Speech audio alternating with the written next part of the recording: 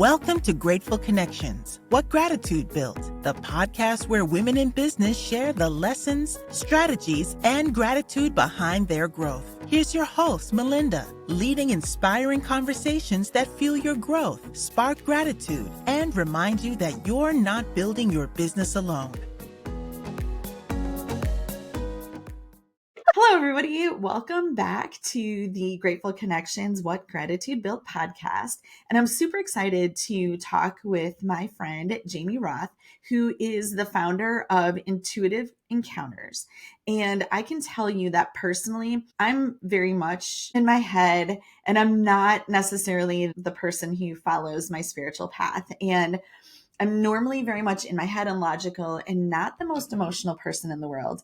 And Jamie has, over the couple of times that I've had the pleasure of getting to see her in person, has really nudged me and has been able to pull out of me things I didn't even really know what was happening. So I'm super excited to talk to her more about that today. So Jamie, tell me about Intuitive Encounters. What is your business, and a little bit about how you got here. Thank you so much for having me, Malinda. I'm excited to be excited with you today. So I am a spiritual wellness facilitator, and I work with women to help them find peace, clarity, and connection. And I have always, from the very beginning of my business, which is over 20 years old, known that we need to have a full mind, body, spirit connection, that we're never fully whole if we only work from one angle or one realm. So I'm a big fan of therapy, encourage people to go. But that typically keeps us in our mind and as a top-down approach. And that can be helpful to a certain extent. But if you just go to a spiritual healer, well, then you're only getting into that spirit part and maybe not tapping into where the mind is and the neurological pieces and how your brain operates through your life experiences like trauma and stuff. And if you only do body stuff, and I do find that people tend to really be comfortable in one area.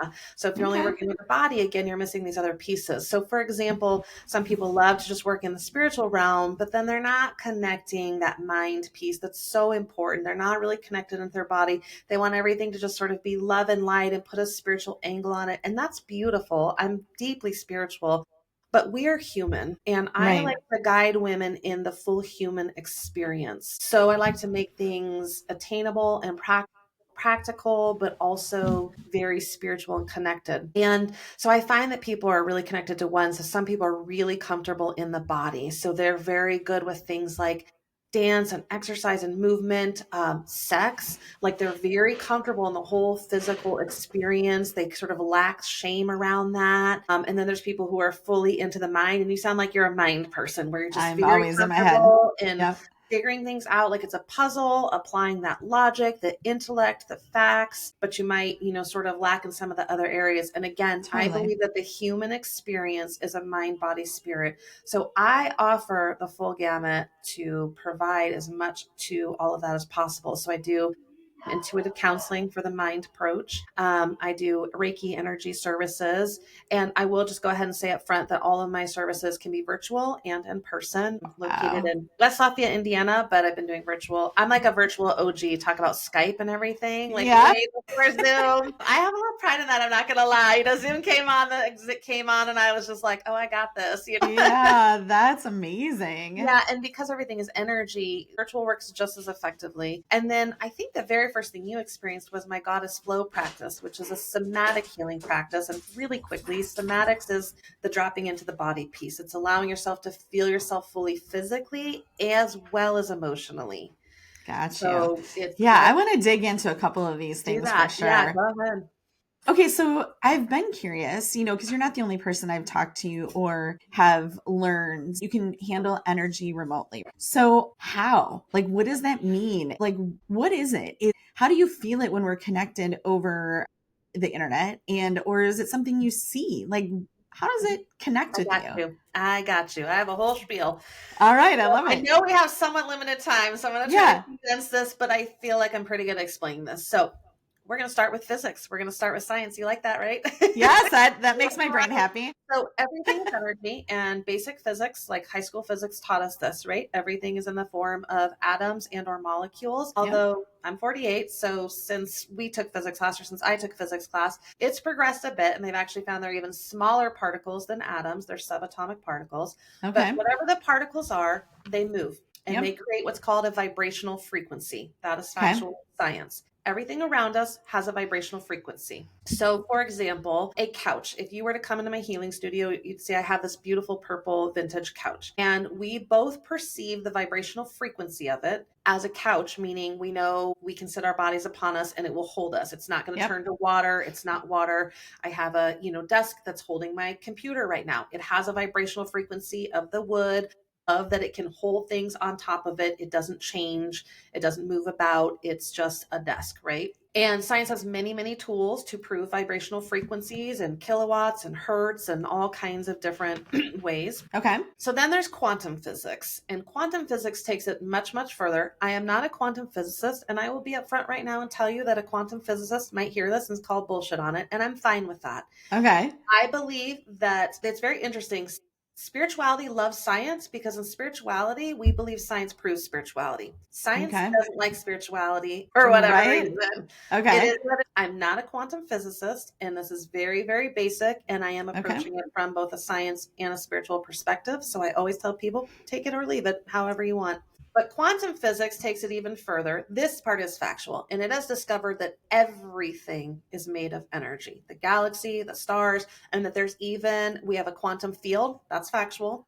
And everything is interconnected through this web of this quantum field. In spirituality, we have taken that to mean that everything, including your thoughts, your words, your actions, are all energy. They're all an energetic vibrational frequency. Okay. Now, this has continued to be proven in the fact that science, our basic science, has actually proven that emotions do have a frequency. There is a scale, the emotional scale of vibrational frequency via hertz, based on hertz, that has proven this scale. So again, vibrational frequency has to do with speed. It is how fast or slow or anywhere in between something moves at. Okay. Okay.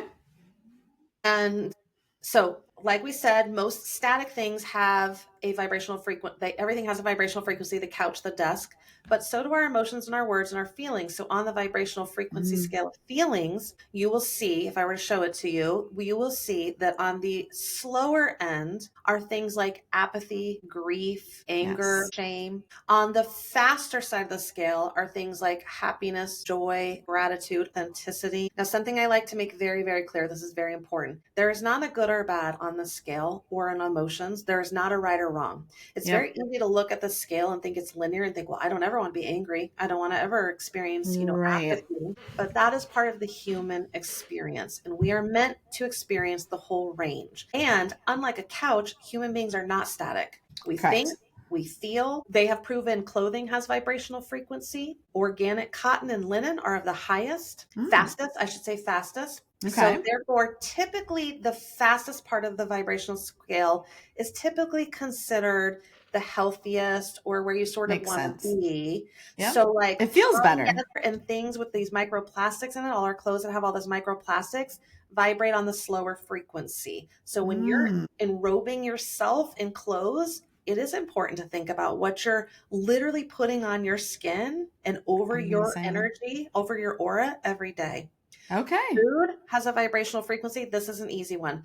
Think about a hamburger from like fast food place, like a Big Mac. Okay. Not only is it thick and heavy and dense, but think about that versus like a fresh salad, especially if it was out of your garden.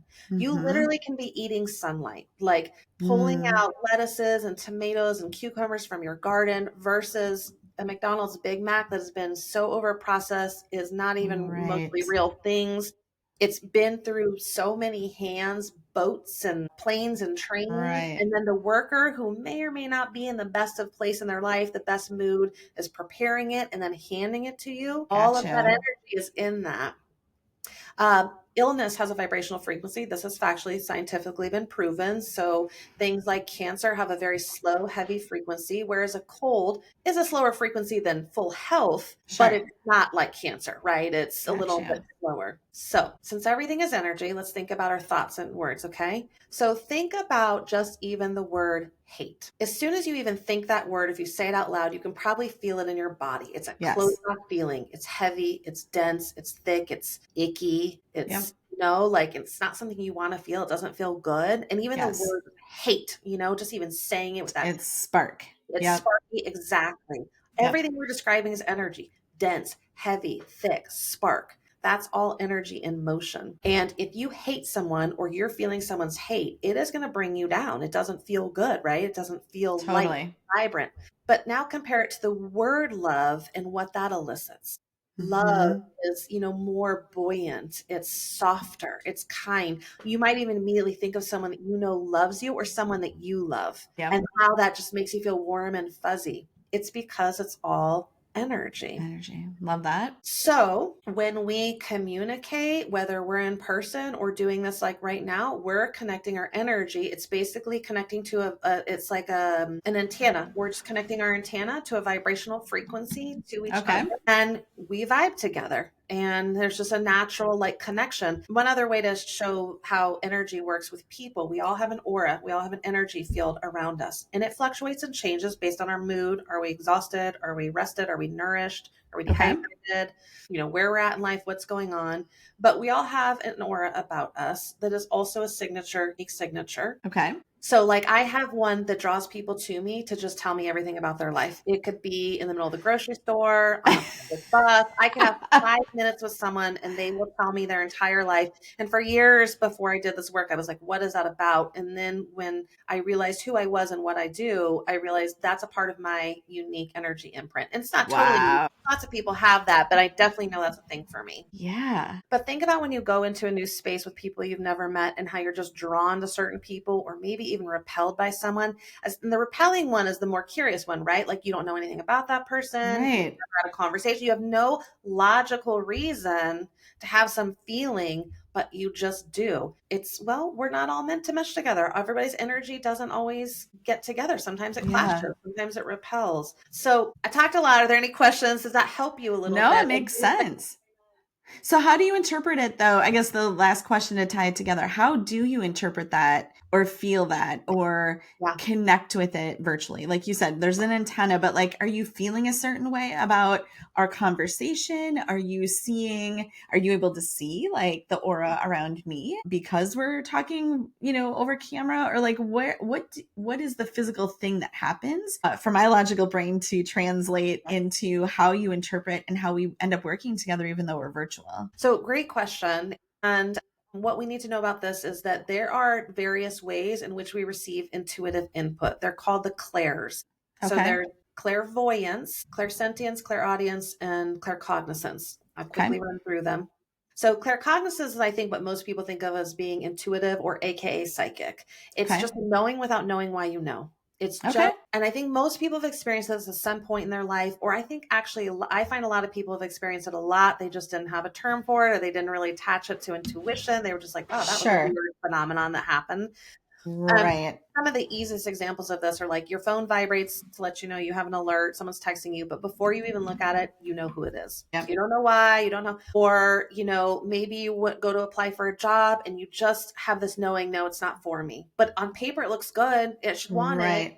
It looks good. It looks like I should need that or want that. But there's just this knowing and you don't know why, but it's like, that's not going to be the job for me. So claircognizance is just a knowing without necessarily knowing how or why you know. I am highly clairsentient. That is clear feeling. So I do feel things from the other people as if they're happening to me. That's one of the reasons Oh, my wow. work is so deep, especially with the intuitive counseling piece, is that when people come to me, even if I've never experienced whatever they're bringing to me, a trauma or a life experience or a stressor Mm. I've never experienced, I can feel it in my body how they're experiencing it. And so it gives me a really strong foundation to know, oh, they're sort of feeling this with Wow. it, this Okay. emotion, or in their body physically. So in answer to your question, for me personally, I feel. That is exactly Okay. right. You said, do you see it? Do you feel it? Clairvoyance is the clear seeing. That is where people who have a lot of mind movies going on, mental imagery, snapshots, symbolism visually,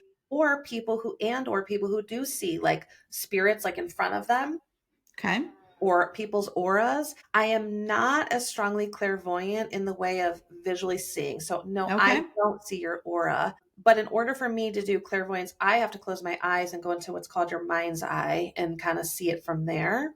Okay. But when I do a lot of my work, I close my eyes a lot because I have to go into my body and feel the feelings and the Okay. emotion. Love And that. then there's also clairaudience where you can hear clear hearing. So it's like you're being spoken to, or a lot of people have like different frequencies they hear in their ears, buzzing, vibrating. Music really like elicits emotions and feelings, where it just sounds like I always have an inner dialogue going on.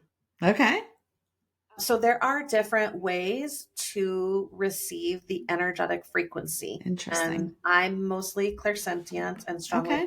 clairaudient. So it's like I hear almost like the download of what I need to know. And like, does that come to you in actual words, or It is it does, it something can. that, what's Yes, that? it Really? does, it Okay. can. Yes. Especially Interesting. if I'm doing mediumship where I'm speaking to loved ones who have passed on, spirit guides, things like that. It is like a conversation that's happening between me and I'm whoever I'm receiving information from.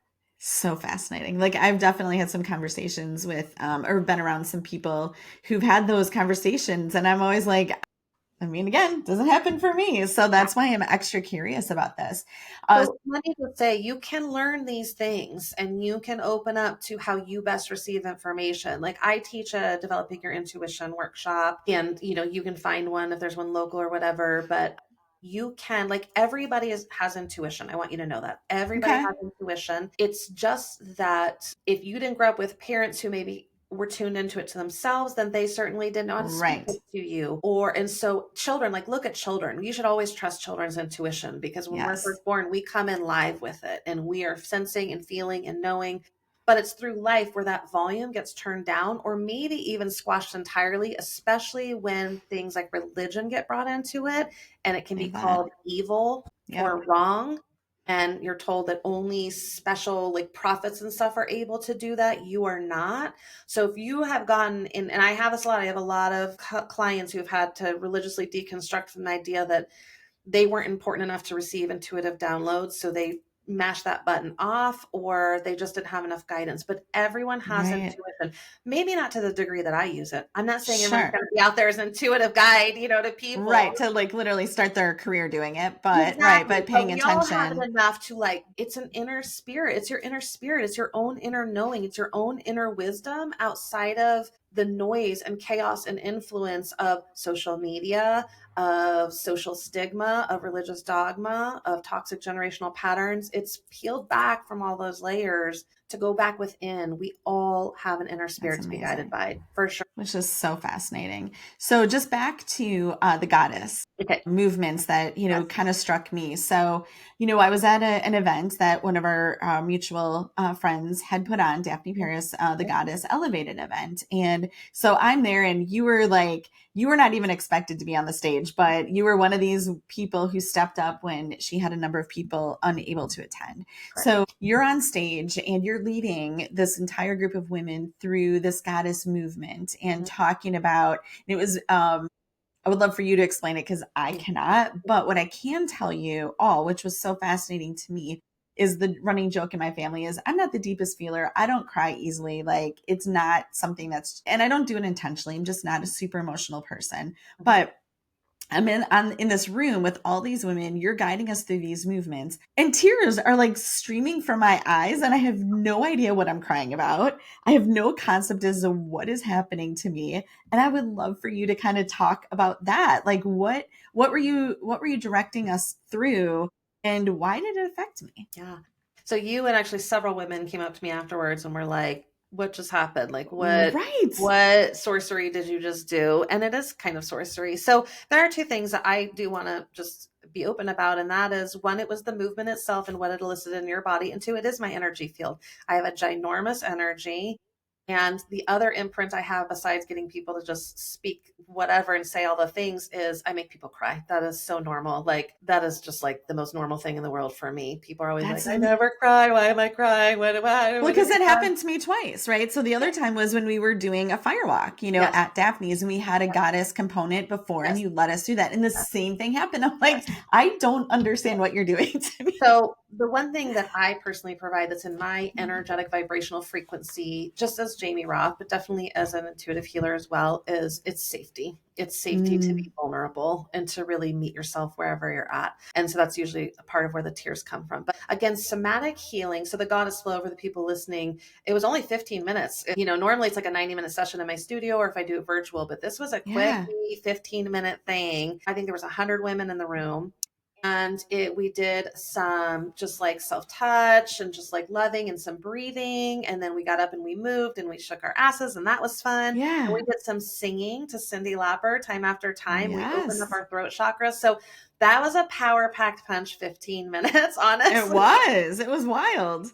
But again, it's all energetic vibrational frequency. So as humans, again, going back to mind, body, spirit, we are meant to be fluid with energy all the time. We are not meant to be these stationary cubicle creatures where we're just in front of computers like this, where we're stiff, where we're tight. Right. Where we don't express our emotions, where we no longer really deeply connect with people, where we don't have ritual, because ritual from our ancestors was singing and dancing and drumming and chanting and moving to always keep energy flowing. And so I just provided that experience in a quickie 15 minutes where it's like, we're going to go through the whole gamut.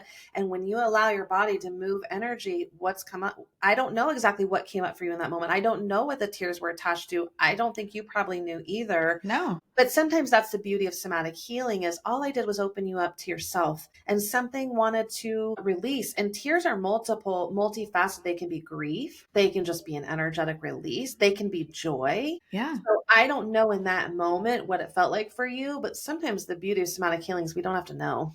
Sometimes it was released without it being like, I just opened up this whole bag of trauma, Right. Well, because this is what is always fascinating to me, is I've always said, like, I've had an incredible upbringing. I don't recall like any significant trauma, like as a child. And I know that's a whole conversation, about generational trauma and, whole other things, and, a 20-year marriage that was not healthy. Right. So there's a lot of things that, yeah, there's stuff, right? But when I go back to like my true upbringing, I did have incredible parents who loved me and supported me and loved me. And I, never got like, anyway, that's a whole thing. But like, so I don't usually, again, like, I just feel really good. Like, I have this great life, and then all these tears are coming for no reason. And I still don't really understand it. But that's what I love about what you are doing and where I'm at, really trying to understand the spiritual journey and to really try to understand more of my intuitive nature and try to follow things. Because again, I'm always super logical, like even when it comes to grateful connections, right? Like, how am I going to turn this profitable? How am I going to make money? And to me, I'm still so in my head about trying to plan and figure it out, where I'm like, I just want some, some of that spiritual direction that so many other people are intuitive with. And, and obviously there's a good chance I'll be working with you to try to, unleash some of that. So, I love that so much. I just want to say, like, there's so much you said that I want to respond to. I don't know if I can remember it all, but it was just really beautiful because, first of all, thank you for reminding us that some of us have had wonderful childhoods. You know what I mean? So the first thing I want to say is not everyone has what's called big T trauma, where it's just this obvious, like, I was assaulted, I was molested, or I lost a parent young. So, and trauma is very different to everyone. Like, you can take two kids who, as young kids, most common thing to like fall off your bike and scrape your knee or whatever, have a really bad fall at some point. That's like so common for kids at some point. You scrape your face off, like whatever. All three of my children went through that. Well, one kid might have that experience and pop back up and never even remember it, but another kid might have that very experience, and it might have embedded as like a deep trauma, like, oh my God, this horrible thing happened. I'm like afraid of bikes now, or whatever. So everybody experiences trauma differently. There's also chronic trauma too, where it's just like people who weren't necessarily like physically abused, or even also people, I don't want to get into all that. We don't have time for that, but basically, there was like a lot of yelling in the household, and they thought they feel like their childhood is wonderful and nice, and that's all valid and real. But also there was this like sort of chronic, or maybe their parents, there was always stress for money. And so while their parents loved them and told them they were proud of them, they had this beautiful childhood, there was always this underlying tension of we didn't have quite enough money, and my parents expressed that. There can be chronic trauma that just, again, it's just energy. Trauma is energy that gets arrested in your body, meaning it just gets stopped somewhere. And we all so have it from some reason. It doesn't mean it's big T trauma. It doesn't mean we need to go back. And also trauma can happen later in life. Sometimes it's the effed up things that happen to us in teens as adults. 20-year marriages that are unhealthy and miserable. Yeah. Also, you don't have to have this major trauma to want to get into your spirituality. And that was the what I really wanted to land on is I think it's beautiful that you're just maybe wanting to explore that I'm good at the logic. That's a power source for me. And also maybe though I could be guided somewhere else, and maybe that could be like a more intuitive spiritual practice, and you can marry the both.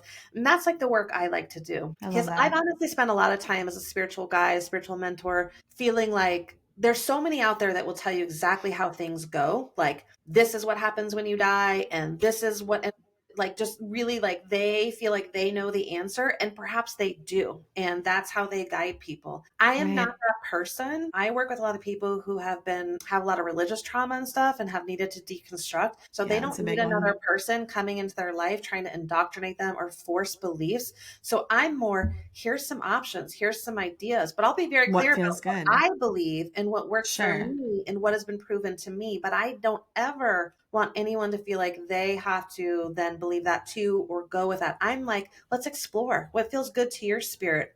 To me, it's like a smorgasbord, you know? That's the beauty of spirituality versus religion. Religious is very confining and very rule-based. And some people need that. Some people, there are rule people who need that. I don't like rules at all. Spirituality is more open-ended, and you do sort of get to pick and choose and what aligns for you and what practices. And there's a million. And I don't even do all the practices. I can't possibly do that. I've figured out what works for me and how I gain guidance the best, and that's what I go with. So I like to offer that to you, as well as being practical. Because I'm tired. I'm a tired ass woman who's busy. And so like I am someone who lives very ritualistically, full moons and new moons and seasons and and I love that. But you know, sometimes I'm too damn tired. And that's what I realize when I teach people, the moon's gonna keep mooning, so don't even sweat it. You can't do everything. Crystals, you can't, it's okay. The moon's going to keep mooning whether you go out and moon with it or not. Like we're all good. I love that. That's awesome. So I could talk about this stuff for hours, and I know you could too, right? I have a million questions, so we might end up having to do a 2.0 also. But what was your previous career like, or was this literally everything you've done? You know, did you go to college? Did you have a degree in something else and have a totally different path? I mean, when you were talking about doing Skype, you know, before and like, you know, doing this for a long time, what led you to turning this into a business? And if you can give us some tips on, you know, like that business conversion and some of the success you've had on the business side of making this into following your passion into a business. Okay. I went into college for psychology, so I don't think too much of a surprise. I did not graduate because I ended up really depressed and suicidal, and I did try to unalive myself my junior year. And so my parents made me come home to be with them to obviously kind of keep an eye on me. And at that point I had suffered from depression on and off since the earliest memories are 12. And then at that point I was, you know, like 20, 21. And, cause I had a year between when I started college. It was 20, 21, 20. And, I had an opportunity to move to Seattle, Washington. I grew up in Boulder, Colorado, and I had an opportunity to move. So I did. And by that point I had been diagnosed as bipolar because I had mostly just been diagnosed with depression, and I'd been put on different meds, and none of them really seemed to make a difference. And so I actually did a lot of research. I went to a psychiatrist and I was like, I really think I fit bipolar 2. And blah, blah, blah, blah, blah. And he was like, I agree, check mark. And so then I had this label and this diagnosis that was a pretty big deal. So when I moved to Seattle, I had to find a psychiatrist right away to administer my meds. And I went to him and he was like, okay, I'm going to put you on this whole 3 concoctions of med, like really heavy duty meds. Because I went to him and I was like, nothing ever feels different or changes, which is what I'd said to every doctor. And he's like, okay, well, let me just put you on this concoction then. And I wasn't suicidal anymore. I was just sort of like kind of flatline, just me. And when I walked out of that office, I was only a pedestrian in Seattle, never had a car. And I'm on this busy Seattle sidewalk and I'm walking towards the little corner store CVS to fill these prescriptions. And life just stopped. And that was my spiritual awakening moment where all of a sudden everything just kind of froze. Although people didn't, they were just walking by me really quickly. And I'm looking at these prescriptions and I'm going, no, this cannot be my life. I'm 22 now. And I'm like, no, or 21. And I'm like, there's no way. I cannot do it like this. I could live another 40, 60 years. I can't have my life based on, because it was like also like I was going to have to like have the pills and take them at different times of the day. So my whole life was going to be run on the schedule of pills. And there was just something in my spirit that woke up and screamed at me, this is not for you. This is not correct. This is not your lifestyle. I did get the prescriptions filled to be responsible. I never took them and actually decided I was going to wean myself off the meds I was on. I always like to give a disclaimer. If you are dealing with bipolar, you've been diagnosed schizophrenic, anything like that that's on meds, please stay on them. This is not an invitation or encouragement to get off of those meds. That is not the story. That is not this journey for you unless you're under, doing other things and, you feel that's right for you. But this is my story. So I let my boyfriend at the time know. I let my parents know. And I said, you can call me out if anything changes. I gently weaned myself off the one med I was on. But here's the kicker. I didn't just take myself off meds. I went fully holistic. So I started breath work, met with intuitive healers such as I do now, massage therapy, chiropractic, acupuncture, shamans, read tons and tons of self-help books, and I applied it. I became a living embodiment of all the different pieces I was learning. And that is, in fact, how I healed myself. And then going through all of that. And then I started massage therapy school because I realized that was my next path. That's also where I got Reiki attuned for the first level. Wow. Doing that is when I realized I have this in me to offer to other people. And my journey, my experiences up to this point are to use in order to speak to other people because I can speak their language. Yes. And so that's how that turned into it. So basically, yes, I graduated from massage therapy school in like 2002 with the Reiki level 1. And so that was 23 years ago. So yes, basically it's always been business for me, but it turned into intuitive encounters, including more of the intuitive counseling piece. Several years later, I've written a little self-help book in 2009. I had a international radio show, again, kind of the OG of this sort of stuff. Also back in it was through a programming that's no longer available. And I was not smart enough to download all those episodes. So they're sort of like gone to yes, they were on iTunes for a while. And I could probably, anyways, that doesn't matter. But I've created an Oracle deck. That's my most current that helps people just give like little guidance on their day-to-day holistic healing journey, health and wellness journey. Amazing. So how do you turn it into a business? That's a good question. That's a hard question because I'm the kind of person who is just, I do what I want to do. Like I said, I'm not a rule follower. So as soon as I feel passionate about something and I'm just go down the path. I have a can-do attitude. I'm not afraid to try it. I'm not afraid to make mistakes. I'm not afraid to have failures, if that's what you want to call them. Like I'm just unafraid in those ways. I'm not a perfectionist. So all those things work in my favor to just have a can-do attitude and be like, I think I can do this. So I'm going to, and let's see how it pans out. But that's one of the beautiful things about being the entrepreneur, right? Like there are no rules, there are no directions. You literally get to try it. And like you said, we don't need to call them failures, but if there's little trip ups or pivots that you need to make, like you just do it, right? So I think that, I mean, from what you're saying, a lot of it is just kind of pushing away some of that fear. Diving in and realizing if it doesn't work, we just figure out the next step, right? Like that's. And I also have believed very strongly for so long that it never hurts to ask. Like I would say that's one of my life mottos. It never hurts to ask, but you have to be able to be told no. And I've been, as a spiritual healer, the number of times I've been rejected, especially because I started my business in the deep South in Jackson, Mississippi, of all Oh, places, over 20. So I graduated from massage therapy school, met my man there. He was from Mississippi. I said, let's move to Mississippi. He said, no way. And so we moved to Mississippi. And like Reiki was not heard of, not a thing. Even massage therapy at right. the time was considered like, ew, are those like massage parlors? Like even his family was like, Wow. does what? You're bringing a girl here who does what? I really kind of had to help open that area I was in up to these things. They were there, but most people were underground with them. Right. Wow. That's But amazing. anyway, so like when you want to collab, like I remember over 20 years ago, I was trying to collab with people. I got rejected way more times than I got accepted, because who's Mm, collabing in a very deep South Baptist religious, who's collabing with the weirdo Reiki psychic girl? yeah. You know what I mean? That's not a thing. Interesting.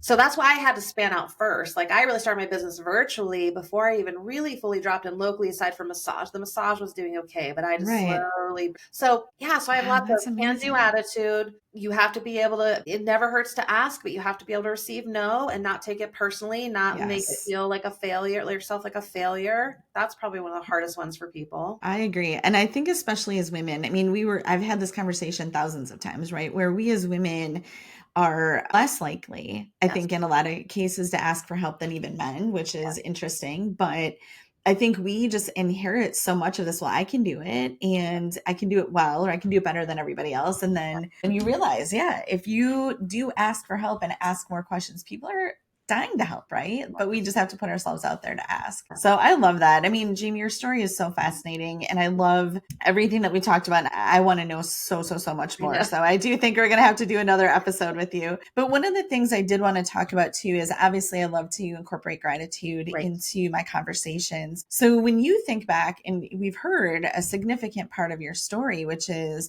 there's a lot of bumps and turns and changes that you had to go through. When you look back at that, your journey, where is the gratitude for you? Like, is there someone or an experience or something that you can pinpoint that you can say, I'm truly grateful for this experience or this person that has led me into a particular direction? Yeah. I think I'm probably grateful for all of it, to be honest, even the hardships, because that's what put me in the position to want to be a spiritual wellness facilitator, healer, whatever you want to call it. And I'm very clear on that. I'm very clear that I needed to go through what I went through in order to have the empathy and the connection with people who have hardships and traumas and Right. experiences, for me to help them. That's just the empath part of me. But honestly, the person that I want to give out a shout out to the most is my husband. So we've been together for 23 years now, married for 21. Wow. That's amazing. He's just been through all of it with me. And he's always my biggest cheerleader. And I think a Mm, big part of why I have my can do attitude is because I have such a great support system in his. Like, yeah, you can. You know what I mean? Like, he's that's never once tried to hold me back, amazing. ever, ever, ever. He's never been like, no, I don't think that's a good idea. And, you know, That's he has provided the amazing. financial support that has given me the springboard to be able to try different things and do different things. Gosh, it's a blessing. It's so And it really beautiful. is. So I am very, very grateful to him. And because it's pretty amazing to have a partnership like that and to have that level of support and Yeah. backbone, Trust me. especially when I don't have family. I'm one of those people that is disconnected from family. Like I don't Mm, literally know mom, dad. Like those relationships don't. They're alive, but they don't exist for sure. me personally anymore. So he is my family, and Everything. we've created the family. So yeah, That's I'm very grateful for my husband Ryan. That's amazing because I can tell you my first husband was not like that at all. And now I have one. And, to have a supportive, loving husband who is cheering you on and giving me Right. advice. And yeah, it is, I mean, you're very, very fortunate to have found Yeah. that as a young person and to be able to, enjoy that through your Yeah. whole growth and career. Yes. So, also thinking about you work with women primarily. I know we all know my passion and my interest is in seeing women succeed. So, Mhm. if you could wave a magic wand and you're like, if all women could have this skill or experience this thing that would make them successful in their business, what would that be for you? It's exactly what we described, what we've been talking about, and what you're looking for. And that is that inner guidance, that inner knowing, that trust and confidence. I'll say the Mm, trust and confidence in their own inner knowing. And that's always been the biggest thing of what I guide women to do, whether it's in business or life or family, is I am not a healer to have a magic wand to heal you. I am a facilitator of your healing so that you can learn to go within. That is always the goal. I don't ever create dependent relationships with clientele. It's like, no, I'm going to get you into you. So you have such a strong inner guidance and you no longer can be just fully influenced by all the static and noise. Right. And so amazing. you know what direction you want to go. And I love that. Yeah. That's awesome. So, you had mentioned, you have your Oracle cards. I know you have obviously a website where people can get in touch with you and schedule, meetings and appointments. What else, like, where can we find you? What kind of exciting things do you want to share that you're up to? Well, I just hosted a virtual summit called the Freedom Era Summit, and that was over a couple of weekends ago. And I'm just gonna be honest, I've been taking a little bit of a rest since then because that took a lot of energy. It's not available anymore, Sure. although I might bring it back maybe in January to purchase the like 17 hours of amazing presenters and information. We'll see. But Intuitive Encounters, www.intuitiveencounters.com is my website. Nice. And I'm going to be adding on some more virtual group events. Like I know I need to do an developing intuition workshop soon. I do Reiki attunements. I have a virtual Reiki 2 coming up soon if anyone's already attuned to Reiki 1. But you can also just get one-on-ones with me and we can have this kind of conversation and dialogue. And one thing that I offer that I feel special and unique is I actually offer a discounted first session. A lot of practitioners of any kind offer a more expensive assessment session. And I actually offer a 90-minute session for the hour price. So you get like a $30 discount because I think you want to know before you really invest, you know, like, do I, you really connect with someone? So I always find it a little frustrating personally when people charge even more, but I also get that too. You tend to spend more time in assessment, but I actually do it the opposite because I like people to have an opportunity to connect and see if it works for them. So again, I can do energy healing long distance. We can have some intuitive counseling. We can do breath work. We can do goddess flow. I do that in little snippets with clients. So everything is available. You know, you just look up the sessions, the new client specials up there. Intuitive healing sort of encompasses it all. It's just amazing. You don't know what you want. You just pick the intuitive healing session and then we'll just, you know, I'm intuitively guided, imagine. So we go from there. I love it. There's such a part of me. Oh, sorry. Go ahead. No, you go ahead. I was just going to say, and also I'm going to be coming towards at least the Chicago area, hopefully with you and your group soon. Yes. And just some different things. So I might be a little more local to some of your people, obviously podcasts worldwide. Well, hope it gets out of into the world elsewhere. That would be truly amazing. But when I was going on, you know, somebody's website to kind of pick from their menu, I thought it was fascinating to pick something that I didn't even know about. And to me, there's so many things to work with you on. I think it would be fun to just go on your website and be like, I don't really know what this is. So let's give it a whirl, right? Like, I think there's so much to learn.